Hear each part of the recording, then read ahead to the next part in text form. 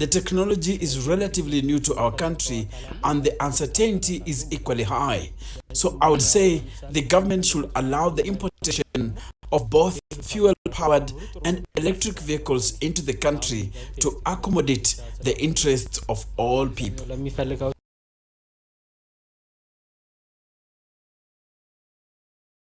Hello everyone, welcome back to the channel. Now, Ethiopia made headlines as the first country to ban non-electric private vehicle imports, aiming to embrace green tech. Yet, challenges are emerging. The country lacks essential EV infrastructure like charging stations, and support for maintenance is very limited, leaving new EV owners struggling. With fuel prices currently climbing, Ethiopia's move seems timely, but without addressing these gaps, the EV transition might face setback. With Ethiopia's ambitious EV plans, they're trying to pave the way for a green future. So in this video, I will go through 10 issues Ethiopians will face for those who opt for this venture. So if you're new to the channel, please subscribe. And if you have to leave before the end of this video, please leave that thumbs up. The algorithm will really appreciate it. So we're going to talk about it. To find out how this bold shift is impacting the citizens right now, let's take a look at our first feature from CGTN in Africa. Take a look at this. In a bold move, the Ethiopian government has issued a sweeping ban on the importation of privately owned gasoline-powered vehicles, allowing only the importation of electric cars for individual use. The decision, which was announced by Ethiopia's transport minister, is driven by both the environmental and economic considerations and marks a significant shift in the country's automotive landscape. Anyone who wishes to import any automobiles for private use will only be allowed to bring in electric vehicles. This is the decision of the government. The Transport and Logistics Ministry will from now on comply with this latest decree. Ethiopian authorities believe the decision will reduce the country's dependence on fuel, which is exerting pressure on the limited foreign exchange as well as reduce carbon emissions. Data shows the Eastern African nation spends over $5 billion annually on petroleum imports. Most people we spoke to on the streets of the capital Addis Ababa, including car owners and auto experts, support this move. To avoid environmental pollution as well as for the country's economic benefits, the electric cars policy is sound to me. I recently bought an electric car and I can tell you my thoughts on electric cars have changed for the better. As one might notice, Ethiopian roads are witnessing an increase in electric vehicles. The government's push has a lot to do with this growth. Both the price and the tax incentives are good for buyers. Electric cars are good for users as fuel prices continue to skyrocket. I believe more people will go electric in the future. But not everyone believes the decision of the Ethiopian Transport and Logistics Ministry to block the importation of fuel-powered private cars is justified. There are still a significant number of users who do not prefer electric cars in this country. Yeah, but before he goes through his disappointments, or well, his disapproval currently, because we have to debate these things, and I'm glad that enough people are giving their opinion as to the pros and the cons. But now we're going to go through why EVs may not be the best choice yet at this particular time, in consideration for a lot of countries like Ethiopia's. Many countries are developing countries, not third world countries, they're developing. So if you're residing in one of these countries and you're considering an EV, it's important to weigh the drawbacks alongside the hype, because EVs promises zero tailpipe emissions and reduced fuel costs, but several factors make them less practical and less effective for most drivers today. So I'm going to give you a breakdown of the key issues from financial burdens to usability concerns. Number one is the high purchase cost. EVs are significantly more expensive than equivalent petrol or diesel cars. For example, the Porsche Macan EV cost about $30,000 more than its petrol counterpart. Batteries alone make up nearly half the car's cost, adding complexity and price. Government subsidies attempt to offset these costs, but the base price remains prohibitive for many buyers. The second point is there is severe depreciation. EVs lose value faster than traditional cars. Factors like battery health and the introduction of newer models contribute to plummeting resale prices.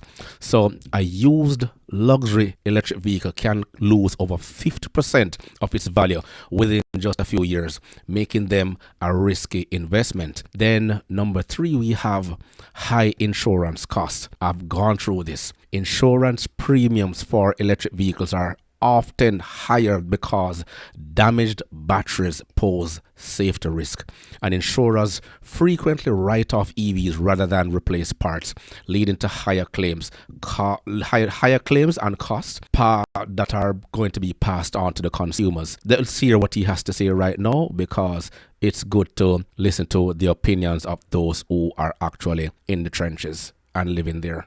The technology is relatively new to our country and the uncertainty is equally high. So I would say the government should allow the importation of both fuel-powered and electric vehicles into the country to accommodate the interests of all people. Ethiopia boasts cheap electricity with some of the lowest purchase price in Africa. The country produced nearly 5,000 megawatts of electricity, and the figure is set to double with the entry of the Grand Renaissance Dam on the Nile. Authorities are optimistic that cheap power supply will motivate many to buy more electric cars. But for that to happen, motorists believe more infrastructure needs to be built. I charge my car at home. So far it's working for me. But we need more charging stations to be built across major cities in the country. That will encourage people to choose electric vehicles. The ban will not apply to fuel cars imported for public transportation. Officials say the groundbreaking policy will power Ethiopia's electric vehicles industry and position the country as a potential leader in the shift towards sustainable transportation in Africa. Group Addis Ababa. We haven't even gone through. I've just gone halfway so far at number 4, going on to number 5. We're going through 10 of the issues. And the fourth one I have here is maintenance challenges, because repairs are far more expensive and fewer mechanics are trained to service electric vehicles due to the complexity of high voltage systems. Entire subsystems are often replaced rather than repaired, increasing the overall cost to repair these vehicles. Then number 5, which we always lament on, is charging inconvenience. Public charging takes significantly longer than refueling a petrol car, even with fast chargers. Charging stations remain scarce in rural regions, and charging infrastructure is costly to maintain and often relies on government funding to stay operational. Government funding means taxpayers. Now, we're going to take a look at our next feature so you can see and hear what's really happening after the mandate was passed. Take a look at this. Nati no longer has to wait in line at gas stations in Addis Ababa. In January, the government banned the import of petrol and diesel vehicles, so he bought an electric car. I just saved a lot of money for fuel, and it's a brand new car. I like it, that's why I buy it. He now spends 14 euros a month on electricity compared to 160 euros on fuel. But charging stations haven't opened up yet, so he powers his car at home, which isn't always easy. Sometimes there's no power, so we don't go out to work. We just waited for it. Nati chose a Chinese electric car, which on average costs 10,000 euros less than European models. This dealer saw this as an opportunity and now specializes in selling and repairing electric vehicles. He partnered with a Chinese manufacturer who provides an on-site technician.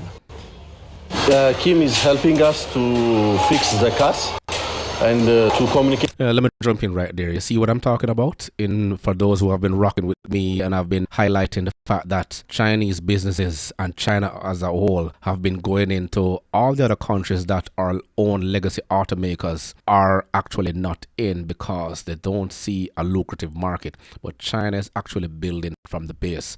So wherever they see the opportunity, they're going to make use of it. Even here, they brought their vehicles in and they're able to offer maintenance and the repairs and everything else that comes with a car operation in terms of a dealership. One shop fits all. So not necessarily a 3S dealership, but they can also do a 1S or a 2S and then import everything after. So what they do is operate as a dealer distributor. Easy business as long as they have the money, but opportunities are abound if you're willing to take the step back and build from scratch. And that's what strategies are all about in terms of going in and seizing those opportunities at the right time.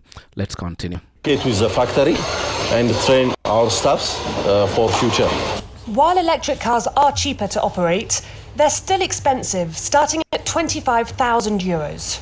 If you are buying a car, it means that you are almost joining the middle income curve because cars are very expensive in Ethiopia because of many reasons. Among them, the major one is the tax is somehow higher than other countries. With electric cars, the government has made a lot of adjustment, but the thing is, the logistic cost is very high. Since 2019, Ethiopia has imported 100,000 vehicles, with plans to reach 400,000 by 2030. So the sixth issue we're going to go through right now is home charging limitations. As you saw here, apartment dwellers are those without off-street parking face significant hurdles in charging at home. Public charging alternatives can be unsafe, inconvenient, or simply unavailable in densely populated areas. He just mentioned the power goes out. So without power, he's unable to recharge his car. God knows it affects me because I'd have to purchase a 500-foot extension cord from a hardware store or fork out of to $10,000 to install a charger where I now reside. And that's before I apply to get a permit from the building, or who would have to actually get another permit from the municipality in which I reside. The limitations are abound. Then my seventh issue right now is limited range and practicality. Ethiopians are going to learn that EV ranges are insufficient for long journeys, especially at freeway speeds, which drain batteries a lot faster. Towing a trailer or driving in extreme temperatures can further reduce range. Chicago, sincere last winter, actually proved that for a lot of us. Long trips require detailed planning around charging stops, disrupting your convenience. Number 8 is environmental trade-offs. Now, manufacturing an EV battery requires mining vast amount of minerals, which contributes to significant environmental degradation, much to what they have been telling us. Unless powered by renewable energy, EVs simply shift emissions upstream to power plants. Then we have number 9, which is the fire risk. Damaged EV batteries can catch fire, producing toxic gases, and these fires are difficult to extinguish and spread very quickly. Incidents of EV fires during charging have raised a lot of safety concerns for residential use. So the bottom line is, while EVs may fit specific use cases like city commuting with access to reliable home charging, they're not practical or cost effective for everyone. Governments have a heavily incentivized adoption, but the technology has significant limitations.